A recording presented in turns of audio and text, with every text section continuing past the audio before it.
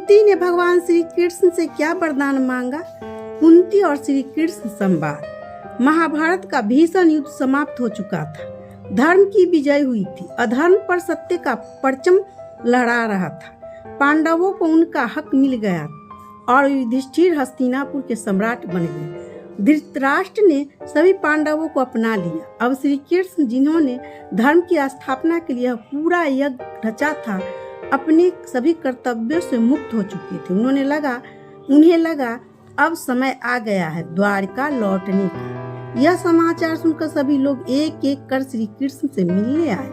कोई उनके चरणों में झुका तो कोई भावुक होकर अपनी भावनाएं प्रकट करने लगा। हर कोई उनके त्याग और उनकी सेवा और उनके मार्गदर्शन के लिए धन्यवाद कह रहा था। अंत में कुंती, पांडवों की माता, श्री कृष्ण से मिलने आई। उनकी आंखों में भावनाओं का सागर उमड़ पड़ा। वे कृष्ण के समीप आई और भर्रायु स्वर में बोली, हे कान्हा, यदि तुम ना होते तो मेरे सारे पुत्र मारे जाते। तुमने मेरे ऊपर महान उपकार किया।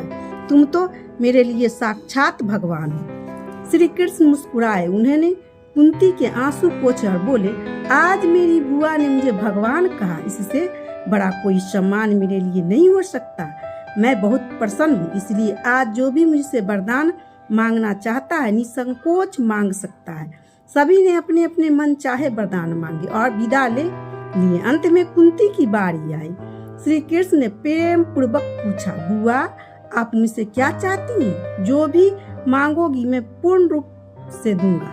कुंती ने विनम्रता से उत्तर दिया, लाल, तूने तो मुझे बिना मांगे ही सब कुछ दिया है। फिर भी यदि तू कुछ देना चाहता है तो मुझे ऐसा वरदान दे कि मेरे जीवन में दुख पर दुख आते रहे। एक दुख जाए दूसरे पहले दूसरा आ जाए। यह सुनकर श्री कृष्ण कुछ क्षण के लिए मौन हो गए।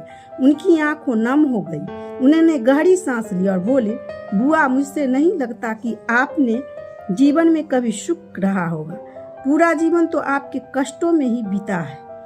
अब जब सुख मांगने का अवसर आया तब भी आपने दुख मांग लिया। कुंती मुस्कुराई और शांत स्वर में उत्तर दिया, हे कृष्ण, वह दुख मेरे लिए हजारों सुख से अधिक मूल्यवान है, जिसमें तेरी याद बनी रहती है। जब जब मुझे दुख मिलेगा तब तब मैं तुझे पुकारूंगी और तू अवश्य आएगा। पर यदि मेरे जीवन में केवल सुख ही होगा तो मैं तुझे भूल जाऊंगी। इसलिए मैं चाहती हूँ कि मेरे जीवन में दुख बना रहे, ताकि तेरा प्रेम और तेरी कृपा मुझ पर सदा बनी रहे। यह संवाद केवल एक माँ और भगवान के बीच नहीं था, यह संघर्ष के बाद मिला था। जीवन का गहरा सत्य था।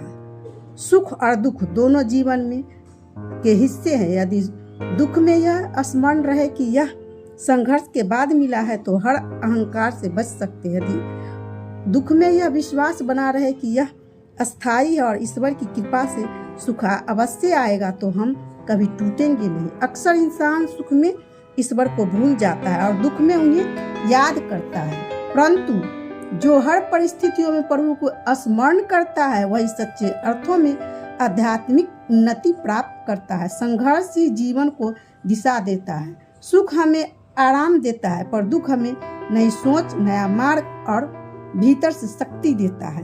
कुंती का यह प्रसंग हमें सिखाता है कि चाहे जीवन में कैसी भी परिस्थितियां आए, हमें ईश्वर पर अटूट विश्वास बनाए रखना चाहिए। सुख में अहंकार न करे और दुख में निराश न हो, क्योंकि यह संसार का एक चक्र है जिसमें परिवर्तन निश्चित है।